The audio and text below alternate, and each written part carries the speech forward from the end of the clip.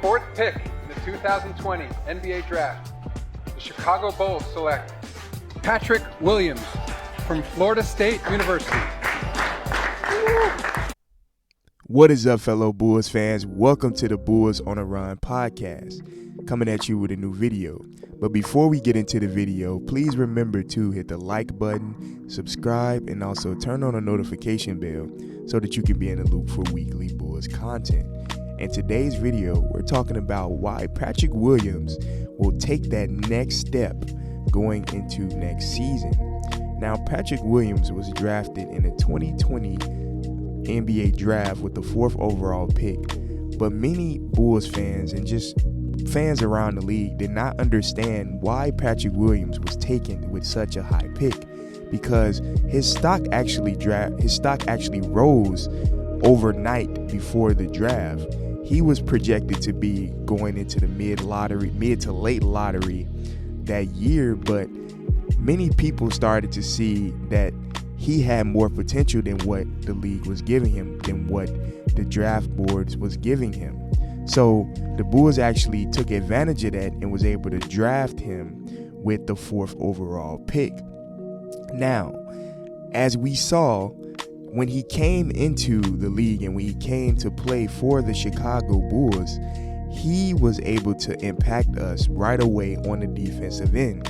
We see that he was able to go against some of the top players in the league.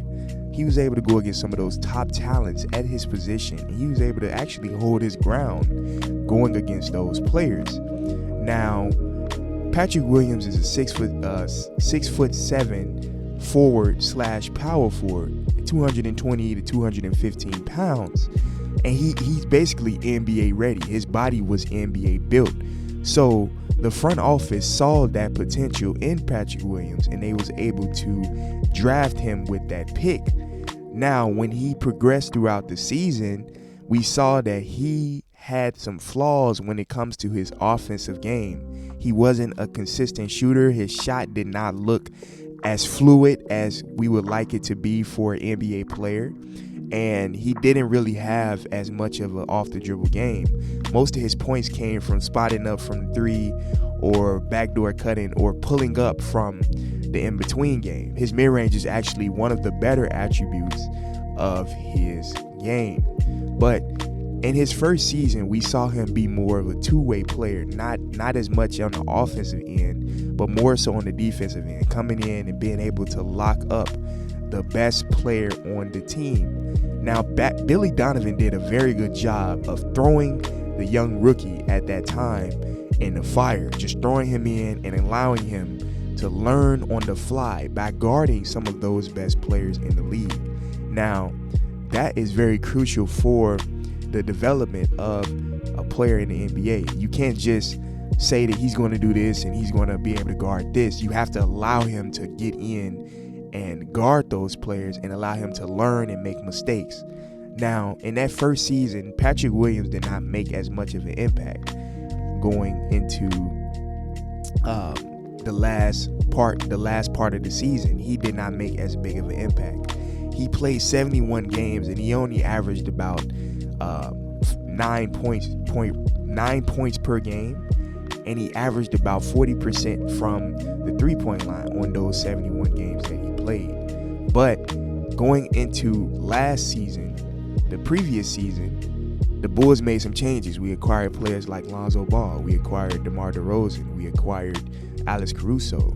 So Patrick Williams' role actually changed going into this previous season.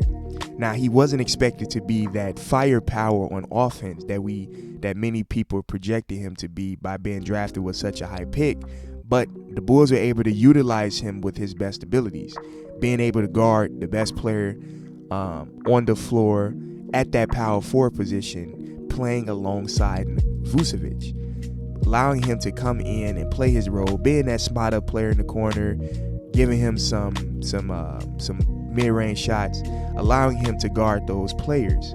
Now, many Bulls fans had much expectation for Patrick Williams last season, But he suffered that wrist injury in the beginning of the season. So we didn't get to see Patrick Williams fully develop during the season and his new role. So when he got that injury, it kept him out for literally all of last season, the majority of last season. He came back with the last, I believe, 10 to 15 games left in the season. He was able to make his return, but he didn't get all of last season to come back and be prepared to play in that new role with those new acquired players. So what's next for Patrick Williams? What's next for him going into next season? What does he have to do to make that next step? Now, for one, of course, he has to stay healthy. And two, he really has to show that he has a more polished offensive game. We know he can do on the defensive end. We know that he can guard some of the best players in the league and hold his own. We saw him last season in those last games that he played, the very last game, dropping 35 points. And we saw what he can do.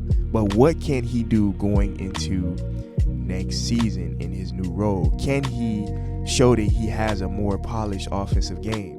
We'll see coming into next season. Thank you for watching. Thank you for listening to the podcast. Please remember to hit the like button, subscribe, turn on the notification bell. I hope everyone have a good day. Peace.